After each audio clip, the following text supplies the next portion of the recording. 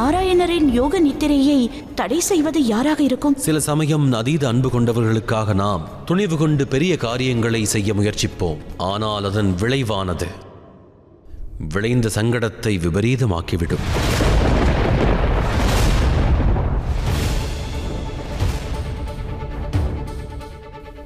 போதும் சுவாமி, என்னால் தங்களை துன்பத்தில் பார்க்க இயலாது. நான் தங்களின் அன்பிற்கு பாத்திரமானவள், மனைவியாவேன். அந்த காரணத்தினால் தங்களின் இந்த துன்பத்தை விரட்டுவதற்காக என்னால் முடிந்தவரை நான் முயற்சிப்பேன்.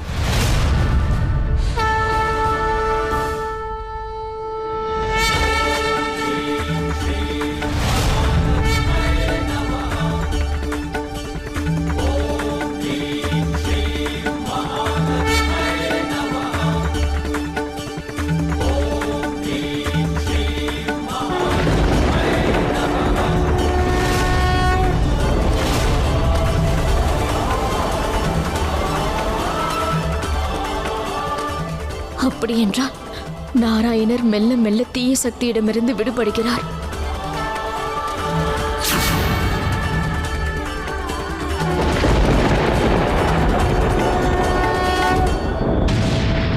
தேவி லக்ஷ்மி செய்தது முறையற்ற செயலாகும். நாராயணர் தன்னுடைய சக்தியால் தீய சக்திகள் அனைத்தையும் தன் கட்டுக்குள் வைத்திருந்தார். இப்பொழுது அந்த சக்திகள் அனைத்தும் பிரபஞ்சத்தில் நுழைந்து விட்டது. எனவே விளையப் போவது விபரீதமே. என்ன பெண் விளைவு மகாதேவா? இந்த பிரபஞ்சத்தில் இருக்கின்ற ஒவ்வொரு சக்தியும் அதற்கான ரூபம் கொண்டு வெளிவருவது இயல்பே. இக்கணம் 2 தீய சக்திகளானது அதனுடைய உருவம் கொள்ளப் போகிறது. இந்த 2 சக்திகளும் பிரபஞ்சத்தையே பூரணமாக அழிக்கக்கூடிய சக்தி படைத்ததாகும். தீய சக்திகளின் 2 உருவங்களும் வேறு வேறு மனோபாவத்தை கொண்டதாகும். அவைகள் மனநிலையையும் மாற்றக்கூடியதாகும். அதில் ஒரு சக்தி ஆசையின் முழு வடிவமாக விளங்கும். அதன் பெயர் மது.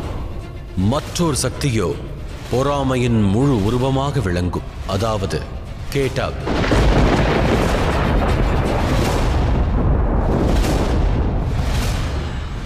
இத்தனை ஆண்டுகளுக்கு பிறகு இறுதியாக நமக்கு ஒரு வடிவம் கிடைத்துவிட்டது கேட்டப். இனி இந்த பிரபஞ்சத்தை நமது கட்டுப்பாட்டுக்குள் கொண்டு வருவதை யாராலும் தடுக்க முடியாது, எவராலும் முடியாது. ஆம் மது, நம்மை கட்டுப்படுத்தக்கூடிய வலிமை உள்ளவரான மகாவிஷ்ணு இப்பொழுது யோக நித்திரையில் ஆழ்ந்திருக்கிறார். இப்பொழுது நமக்கருகில் பிரம்மலோகம் உள்ளது. வா, அங்கிருந்து ஆரம்பிக்கலாம். பிரம்மலோகத்தை எப்படி வசப்படுத்துவது என்கின்ற வித்தையை நான் நன்றாக அறிந்திருக்கின்றேன் கேதாப்.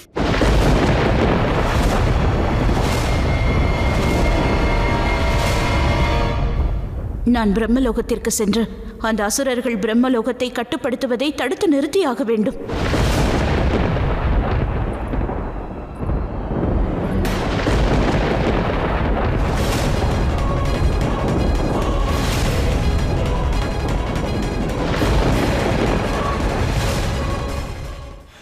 என்ன நேர்ந்தது கௌரி? விசித்திரமான ஒன்றை உணர்ந்தேன் மகாதேவா. என்னுடைய பிரதிபிம்பத்தை நான் கண்டது போல் இப்பொழுது உணர்ந்தேன். அந்த பெண் என்னை போலவே இருந்தாள். ஆனால் அது நான் இல்லை மகாதேவா.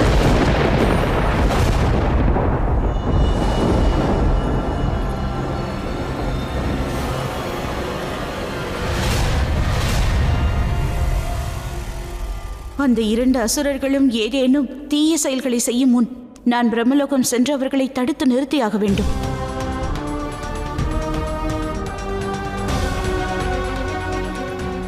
ஓம் நம சிவாய.